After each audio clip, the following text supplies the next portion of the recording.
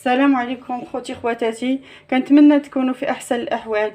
اليوم غنشارك معكم واحد الحلوى، عجينه وحده غندير منها شكيلات، كل وحده بنكهه. تبعوا معايا المراحل وغادي تشوفوا الشكل كيفاش غيجي. عندي هنا 250 غرام ديال الزبده، غندير لها واحد القبيصه ديال الملحه، وغنزيدها السكر. ندير لها 2 كيسان ديال السكر حبيبات، كاس تاني، وغادي نخدمها مزيان.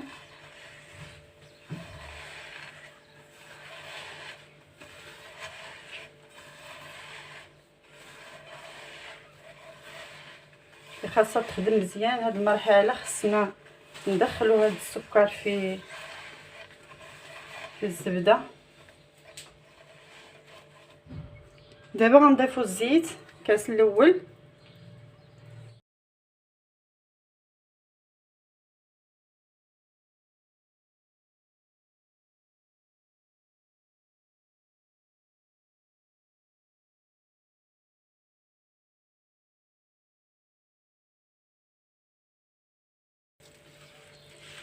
ملي ندخلو هاد الكاس ديال الزيت نضيفو كاس الثاني.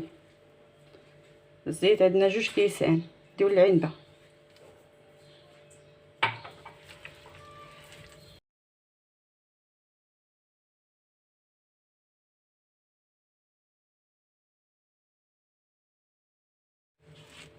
دابا درت السكر مع السنيده والزيت تولاو على شكل بوماد على هاد الطريقه، وزدتهم هاد البيضه. غادي نخلطها مزيان. انا غنزيدهم 2 بيضات، ندخل بالبيضه بالبيضه، البيضه الثانيه، ونضيفو الدقيق.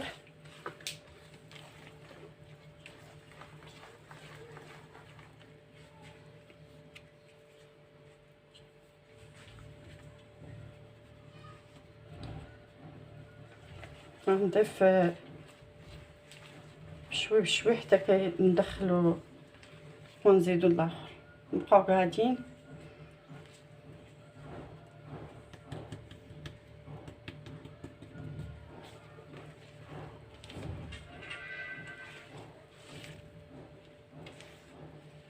الدقيق حسب الخليط.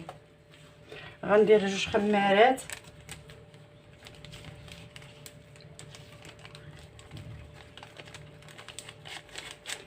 ونضيفو الدقيق اللي خاص.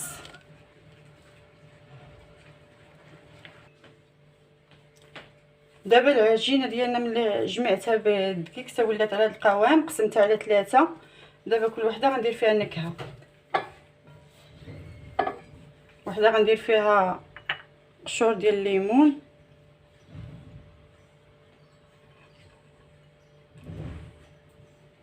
وندير فيها النكهه ديال الحامض،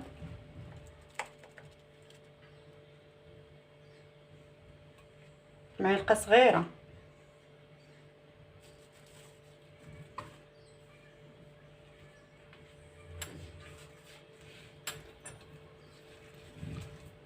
ندخلهم في العجين ديالنا.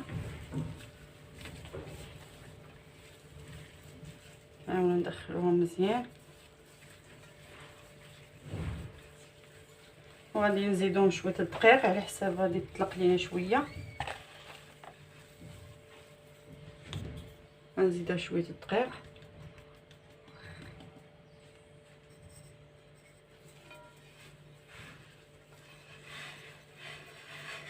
نجمعوها بالاصابع ديالنا ما ندلكوهاش. نحاولوا نخلطوها مزيان حتى يدخل معها النكهه ديال الحامض.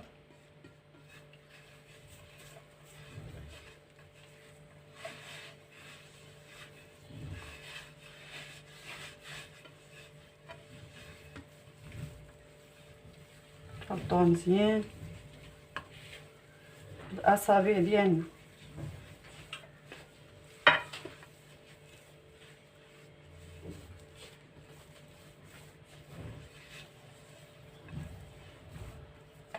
صافي تتولي على هذا القوام ونخلوها على جنب. نخلط الاخرى اللي غندير فيها كاكاو.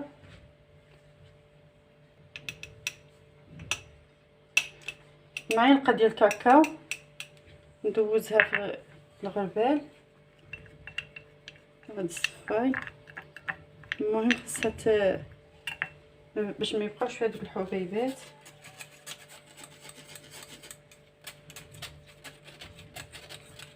صافي وندخلوها حتى هي في بالاصابع ديالنا.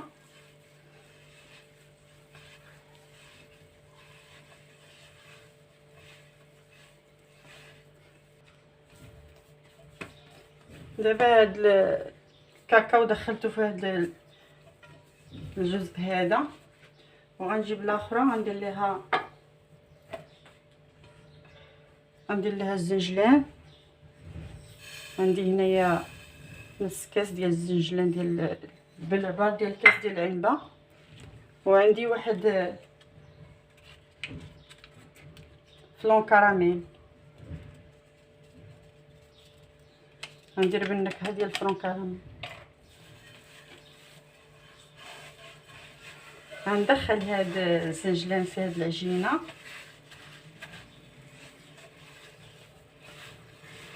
ونرجع معاكم.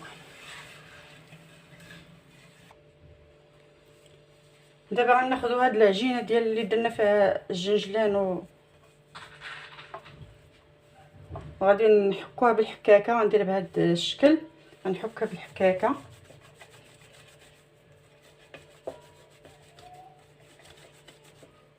غنوريكم الشكل اللي غندير. غادي نشدوها بحال هكذا نجمعوها. نتمنى يكون يبان لكم.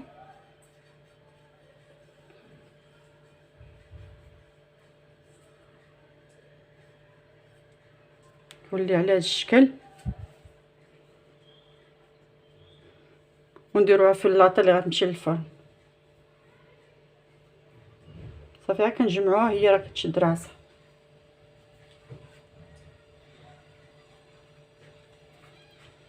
ندير معكم واحده اخرى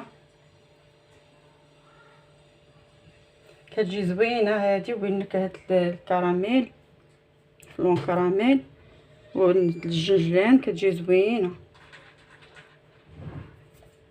صافي كنديرو على هذا الشكل، كتجي على شكل قرقاعه. غنوريكم الشكل الاخر باش ما نطولش الفيديو.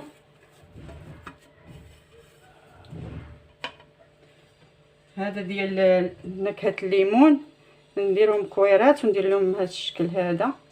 غنديرهم مكعبات، ندير مكعبات، نقول لكم مكعبات قلت لكم مكعبات. المهم على هذا الشكل هذا نشكلهم بيدينا. هنا ما كنحتاجوش الطوابع، كنديروها شكيلات بيدينا، كيجيو بساط وزوينين. المهم حتى هي كتجيب مذاق الليمون ونكهه الحامض. صافي وكنديرهم في اللاطه ديال اللي غتمشي للفرن. ندير معكم وحده اخرى. صافي وكنشكلوها على هاد الطريقه هذه. كنبقاو مستمرين حتى كنكملو.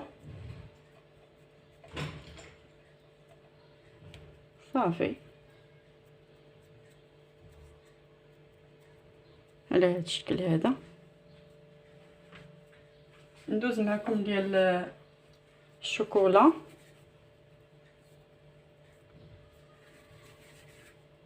كنديرهم كويرات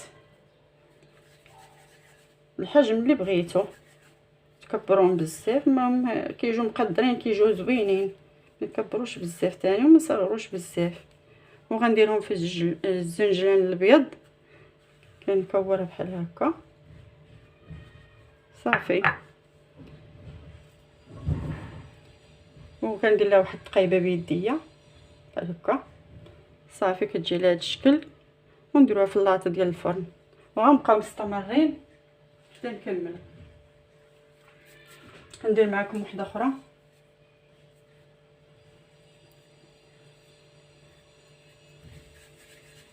وهكذا كتعطينا 3 اشكال بنكهات مختلفه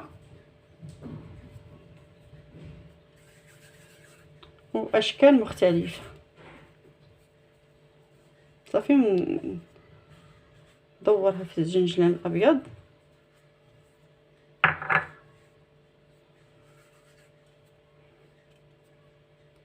وندير لها واحد التقيبه بحال هكا بصبعي، نضغط عليها مزيان نحطها في اللاطه اللي غتمشي للفرن. صافي غنبقاو مستمرين هكذا تنكملوا وندخلوهم الفران. هذه هي الحلوه ديالنا اللي صايبت من العجين وحده، درت 3 الاشكال. هذه اللي درتها بالحكاكه زينتها بعقيقات، وهذه اللي درت فيها الكاكاو درت لها الناباج والجليكوز، درت لها الملون الغذائي. نتوما لو بغيتو ديروا الكونفيتير ولا اي حاجه بغيتو تزينوا بها تزينوا بها. وهذه اللي درتها بنكهه الحامض، درت لها الشوكولات والكوك في الاطراف ديالها. نتوما زينوا باش ما بغيتو.